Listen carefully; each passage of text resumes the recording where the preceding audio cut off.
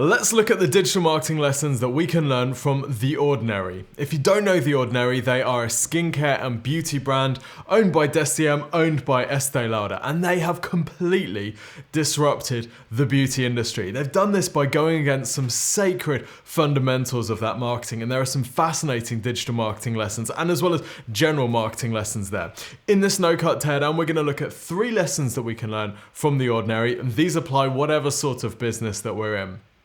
Okay, they sell through direct consumer channels, so they sell on their website, and they also sell through retailers as well. But obviously it's the direct consumer stuff that we're most interested in for their digital marketing. Great. Okay, so this is The Ordinary's website, and the first lesson, the first thing that we can take from their massive, ridiculous success that seemed to almost come from nowhere is the power of a very clear brand and a very clear proposition. Their tagline here of clinical formulations with integrity, which you can't quote or read, but basically this means that they sell well-known skincare ingredients with very ordinary plain bottles like this without any of the kind of fancy marketing sheen that you typically expect from beauty. So whereas most of their competitors would be selling through glossy magazine ads with airbrushed models, The Ordinary is talking about the core ingredients inside their products, and they have very, very unsexy names. So it's a completely different approach. The other thing that makes them completely different to their competitors is the price. In some cases, The Ordinary's products sell for 1/10 of their competitors. So they've got high desirability, high believability, but with very low prices, and that makes them a very compelling proposition. Now, in their digital marketing assets and across all of their channels, we see this kind of plain, clinical look. There is no fancy packaging, there are no expensive glass bottles. This is like super basic pipettes and plastic tubes, and that really fits with their integrity, clean approach. Now, will this appeal to everyone? Absolutely not. Some people want the sheen. Some people don't want to have to do the work. They are selling to an educated consumer because their products use quite clinical names. So they're selling to someone that has to have been educated. They have to put the research in to work out what they need. Will this appeal to everyone? Absolutely not. But for their core customers, this is a very compelling offering. Now, we can see on their Instagram, for example, their approach to education and how much they educate customers and how grateful their customers are for this education. So this is a very non-typical approach for a skincare brand, which would often be showing pictures of the after, right? They'd be showing pictures of the benefits, not the features. Whereas The Ordinary is very much into the features side of things. So it's all talking about the ingredients, how it all works, that type of stuff, which is great. And you can see that their customers really like to engage with them and ask questions about what sorts of products are going to be best for them and how these different things work. So that's great. Now, they could take this even further. One of the weaknesses, I think, with their digital marketing is that they are in a great position to potentially dominate for this sort of educational content. For example, people searching for ingredient types in these products, The Ordinary could have this incredible knowledge base on their website, which would rank for all of these different types of ingredients. So someone who's becoming educated about the beauty industry and about the products and about the ingredients in these products would always find The Ordinary's website. But actually, that's not what happens at all. What's happening is that there's a fairly small amount of information really about what's in these and how the ingredients work compared to, say, the content on their Instagram page. But hold on, where are people making the purchase? The people are making the purchase on the website. So the website really needs to be the ultimate source of information.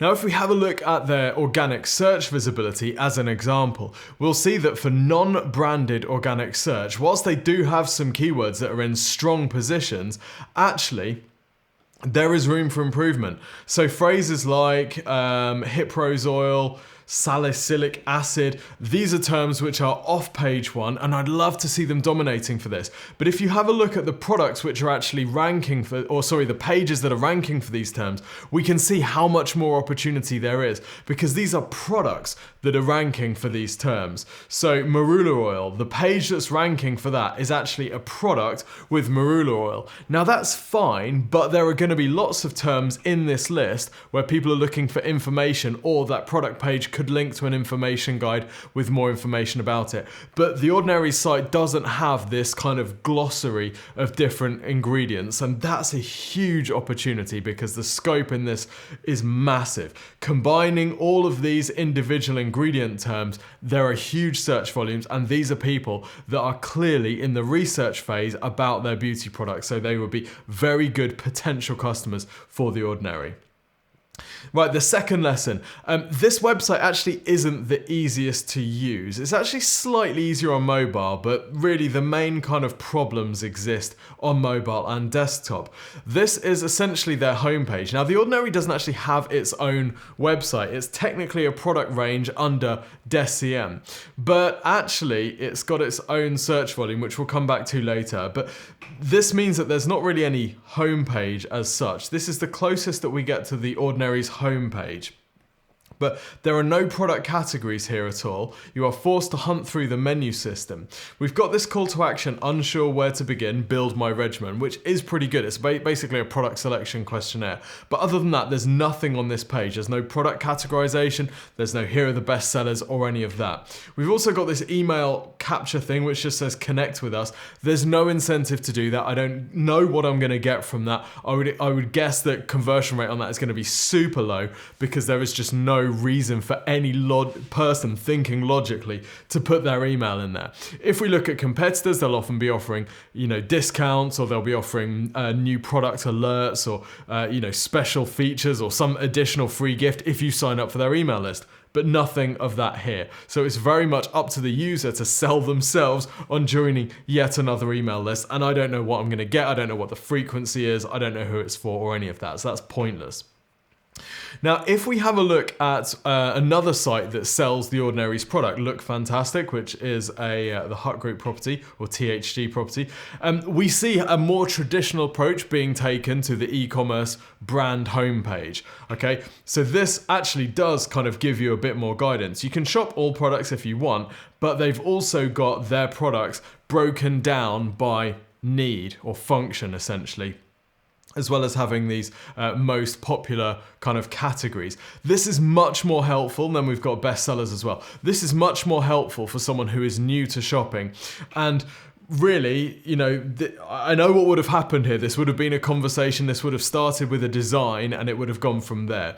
And you'll often hear us talking at Exposure Ninja about that being completely the wrong way round. We need to think about the user journey and where the user is and how we can guide them to the conversion rather than just starting from a design. This is very much a kind of traditional expected e-commerce layout, whereas this is much more design, much more creative led. Now, there are definitely times to be creative, there are definitely times to be out there and different, and then there are definitely times to just play it safe and do what people expect. And when you're looking for people to convert, you want to just play it safe. You want to give them the information that they need. Less is not always more at all. You actually want to help someone find the right things for them. And just removing all the information from a page does definitely not do that. So given the range of different potential user intent that they might find on this, I would love to see them including a bit more information on this page and across this website. There are some other strange things, such as a lack of indication when you add product to basket on mobile, which makes it very difficult to purchase from. But, basically the website needs to be a little bit more standard. Okay. The next thing I've got some feedback on is this thing about the Ordinary being a sub-brand under DECIEM.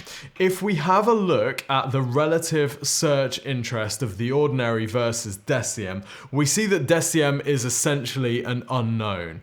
The Ordinary is the thing that has all the brand equity. All the brand search volume goes into the Ordinary. When you search for the Ordinary, this is a branded search. Now, the Ordinary, or DECIEM to be more exact, is actually spending money on these clicks, so they're advertising for their own branded search. But the trouble is that because there isn't a specific The Ordinary website, when you see this ad, you have no idea that this is the brand, this is the website that you actually want to find.